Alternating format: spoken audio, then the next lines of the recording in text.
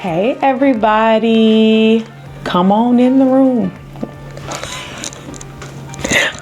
I'm still trying to figure out what I want everybody to say, or what I want to say to everybody. Hey everybody, we're back. Another episode, another video. What are we talking about today, Dylan? I'm glad you asked. I want to talk to y'all about this life-changing thing I did, donating my kidney. Whew, y'all. This one right here, this video has been in my spirit, like just bubbling in my spirit for some time now, because I've been wanting to talk to y'all about this, because y'all been asking me questions about this. And I'm sorry to everybody that has asked me a question or DM me and I kind of seem like I'm ignoring you, or I give you the short answer. Is because I just been keeping all this content in my spirit so I can share it with y'all. So now this is the time to watch and learn. This video is also good for people that need a transplant, or on the transplant list, or have a family member. Like, share this video, because there's gonna be so much that I'm gonna answer about the process, what it looks like. And I can only give you information from my standpoint of my kidney transplant. Now, my niece, who is now 20 years old, got a new heart 10 years ago. So I can give you a little bit of experience from the family side of what that looks like when you are waiting for a heart transplant and as a caregiver. But my experience is with a kidney, so no other organs. I don't know what that's like, but I'm thinking a lot of them are very similar, especially from a living donor standpoint. So that's kind of what I want to talk to you guys about today. The transplant. How did it happen? Like, how did I get into this place where on April 7, 2021, I'm laying in a hospital bed getting ready to lose my organ? What happened was, I had a very good friend of mine, Stephanie. I have a very good friend, Stephanie, and she and I share our story publicly, so I can share her name. But Stephanie and I had known each other for over 25 years. We were members of the same church where my dad's the pastor, and Stephanie had become a part of my family. It got to the point to where, like, Steph was calling my mom and dad, mom and dad. That's how close she and her husband had got to my family. So then Stephanie moved away, like an hour away from my family and from the church, and she started attending another church. Still stayed close with the family, still stayed in contact with her. Well, one day at my previous job, at the spot where you sign your name in, there was a donor form there, and it was like a picture of her, and it was like, I'm looking for a kidney transplant. If you feel led to be a donor, or if you know someone that would like to be a donor, call this number. Every day when I would sign my name in, I'm like, oh, that's Stephanie. I'm praying for her, Lord bless her with a kidney. And I would just kind of go on about my business. And it happened every day for months. I would sign in and I would see it.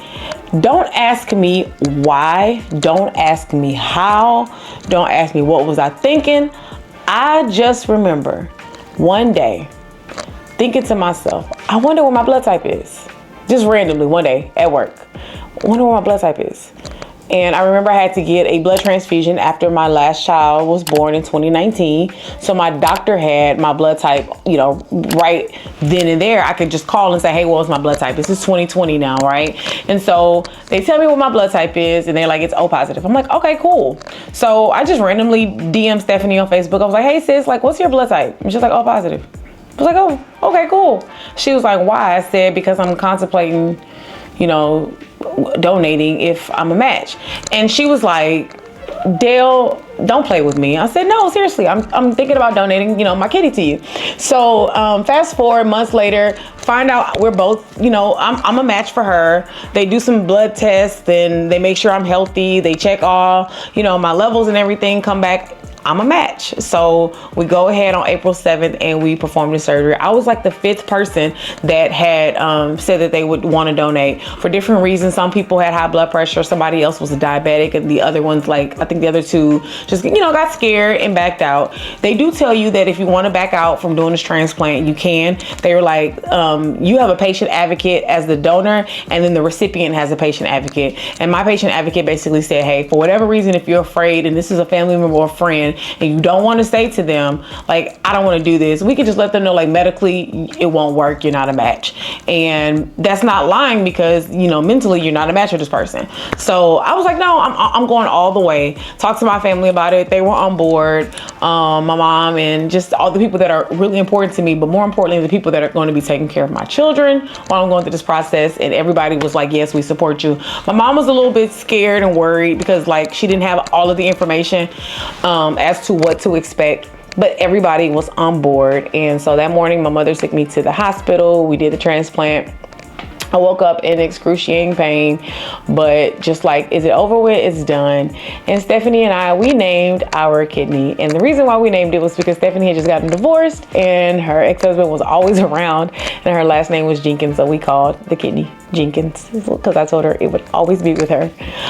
So she looked at me like I was crazy, but I would always ask her, like, how's Jenkins doing? That was like our name for the kidney. I even got a picture of it. My doctor asked me that I want to see it, and I'm like, yeah, because I'm morbid and I want to see stuff like that. So they showed me the picture, and it's so much bigger than you would think a kidney is. And so I had what you call a left nephrectomy. A lot of people like to call me like a superhero or tell me I'm so amazing or that's just so selfless of you. And honestly, I just felt like if I could live with one and she could survive and she would still be around and I would be okay, why not? Like, let's do it. Let's go for it. I have been known to be called selfless or to be a giving person. I do give, but this is, I know, definitely different than just like giving somebody, you know, $5 or giving somebody a meal. This is bigger than that, right? But I don't know, like, I just really felt in my heart that this was something that the Lord really wanted me to do for Stephanie, and he wanted me to be a part of her story and a part of her journey, and I did. I was able to do that, and it was just, it's a life-changing experience for me. People are always shocked when I talk about it, whether, you know, medically or if I'm at work and we're just talking about big things that have happened in our lives. They're like, whoa. And I'm like, yes, this actually happened. And I think because my niece needed a heart transplant when she was 10 years old, and seeing how that process went, that definitely changed my views on donation. I was like, yeah, the person that donated to her their heart, they did not survive. Obviously, if I could survive and still raise my 5 children and do something this incredible, sign me up. So that's kind of how we got it. How am I doing today? How was recovery? So I'm gonna be honest with you. The patient advocate says, hey, listen, you should be up and running, feeling like yourself within 2 weeks. They lied. It wasn't 2 weeks, sis. It was almost 2 months. It's like 6 weeks when I first started to feel like myself. Because here's the thing, my body had to adjust with this one kidney, right? So when Stephanie finished the transplant, 2-3 days later, she's up, she's moving, she's feeling great because she was like an end-stage kidney failure. Me? Baby, I was wore out. I couldn't go from the bathroom to my bed and back again if I wanted to. Like, it felt like I had just ran a marathon. So it took me a long time to get back to myself. It took me a while to get back in the gym, but I did, you know, slow and steady. And drinking my water is so important. I struggle with it. I need to go grab a bottle like right now, because I struggle with drinking my water like I'm supposed to. But drinking water, hydration is very important. The biggest change for me is also just making sure that I let medical professionals know if I go to the hospital, hey, I have one kidney. It's, you know, important. Also, I cannot take any Advil or Aleve. I'm supposed to take Tylenol. Tylenol don't do much sometimes. But yeah, if you have one kidney, it's safe to say that we're not really supposed to take like Advil and Aleve, NSAIDs basically. But yeah, we're gonna keep me lifted on that one, because one time I had a toothache and had a cup of Advil. But I don't think it's like detrimental to my health if I take it for that, like that one time, but I don't think you regularly should not be taking those medications. Can't have iodine. I'm already allergic to iodine, so that didn't really affect me much. But you can't have a CT scan with iodine. Little things like that, but like my everyday life is completely the same. Completely the same. By the grace of God, it's completely the same. How is my recipient doing? Well, for a year and a half, Stephanie was doing great. She was a rock star. She went on vacation. She, I think she was 51 at the time of our transplant. She started traveling again. Stephanie loves to travel. She loved to travel. She started visiting, you know, friends and family in Miami and going to, I think she went to Bermuda and Paris. Like, she was just hit. She was gone. And I loved that for her. Every time I would see her online or she would send me a picture of her somewhere else, I was like, go girl. But I remember right after the transplant, she's from New Orleans, and I said, baby, if I catch you down Bourbon Street with my kidney, I'm coming for you.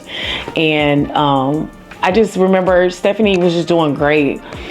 In October of last year, or actually September of last year, at the end of September, I got a phone call from Stephanie's best friend saying that she was in the hospital. She had suffered a stroke because she had severe pneumonia, and it led to one complication after another. She did not have any complications because of the kidney. It was strictly because she got really, really sick with the pneumonia, causing her to get an infection, which caused a series of illnesses, a series of things that were happening to her body. Her body just shut down. Then that's when her kidney started to fail as well. She was in the hospital for 2 to 3 weeks when the decision was made by a group of us who are her closest friends and family to take her off of life support. She survived for a period of time off of life support because the doctor stated that she would only have a very small quality of life, probably just to be able to hear. She wouldn't even be able to feed herself. And Stephanie had made it very known and plain to her friends and family that that is not the quality of life that she would want. So we made the decision together, all of us, to remove her off life support. And she survived for a short period of time after that. And on October 7th, 2023, Stephanie passed away around 5 p.m. With my family present. I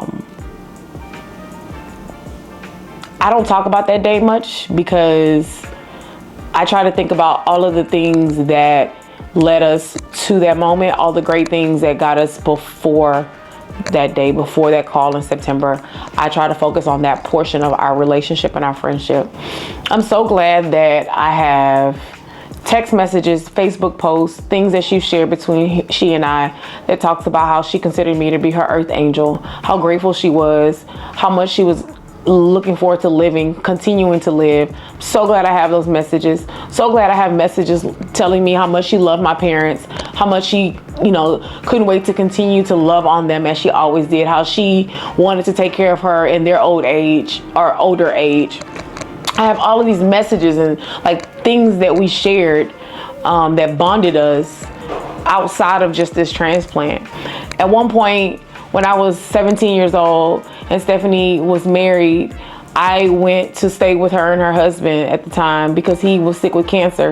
And I lived with them for 2 months to help take care of him the summer of my senior year after I graduated from high school. So we had bonded during that time as well.